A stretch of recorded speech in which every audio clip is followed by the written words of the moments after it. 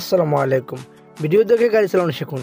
আজকে আমরা আপনাদের সামনে নিয়ে আসছি সিএস এর গাড়ি কীভাবে চালাইবেন, সিএস এর গাড়ির ফাংশনগুলা।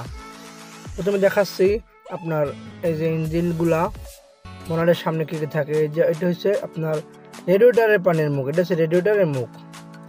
আর এই যে এইটা হচ্ছে ওভারফুল রেডিয়েটরের মুখ, ওভার ট্যাঙ্কির মুখ। এটা হচ্ছে ওয়েফারের পানি, সামনে গ্লাসে দেয় ওয়েফার। আর আপনার এটা হচ্ছে মোবিল মাপার গ্যাস, এটাতে মোবিল মাপে কি পরিমাণ মোবিল আছে বা মোবিল শর্ট হয়েছে কিনা বা মোবিল ভালো আছে কিনা এটা দিয়ে দেখা হয়। একজন ড্রাইভারের প্রতিদিন যা চেক করা বা একজন ড্রাইভারের যেটা জানা জরুরি সেই ব্যাপারগুলো আপনাদেরকে শেয়ার করতেছি। এইটা হচ্ছে আপনার ওই সুইচ বোর্ড, বড় সুইচ বোর্ডগুলা, সুইচ বোর্ড আরেকটা আছে।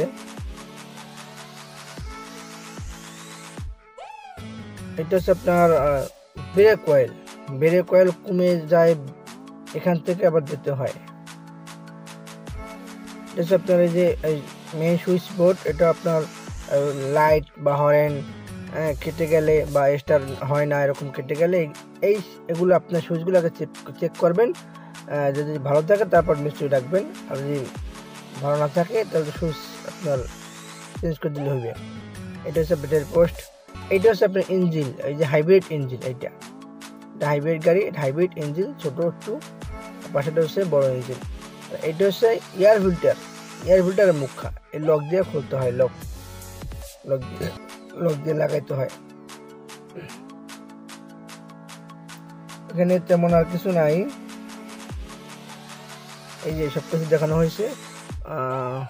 আচ্ছা, এই যে আপনার মোবিল ঢালে যেখান থেকে, ইঞ্জিন অয়েল মোবিলটা যেখান থেকে ঢালে, এটা হচ্ছে তার মুখা। তো আমরা সব কিছু দেখলাম। এখন আসুন আমরা বনারটা লাগাই, তারপর আমরা গাড়ির ভিতরে কিছু ফাংশন দেখাই। অটো গিয়ার গাড়িতে দুইটি জিনিস থাকে, একটা হচ্ছে অ্যাক্সিলারেটর আর একটা হচ্ছে ব্রেক। ডান পাশের অ্যাক্সিলারেটর, বাম পাশের ব্রেক। আর এটা হলো সামনের বনাটের সুইচ, উপর দিয়ে টান দিলে বনাট খুলে যাবে। আর এটা হলো তেলের ট্যাঙ্কির মুখ, পুশ করলে তেলের ট্যাঙ্কি খুলে যাবে। আর এটা ব্রেকের চাপ দিয়া এখানে পুশ করলে আপনার গাড়ি স্টার্ট হয়ে যাবে, এটাকে পুশ বলে। আর এটা তো স্টিয়ারিং, আর এখানে হচ্ছে এসির ফাংশন, এটা ড্যাশবোর্ডের ফাংশন।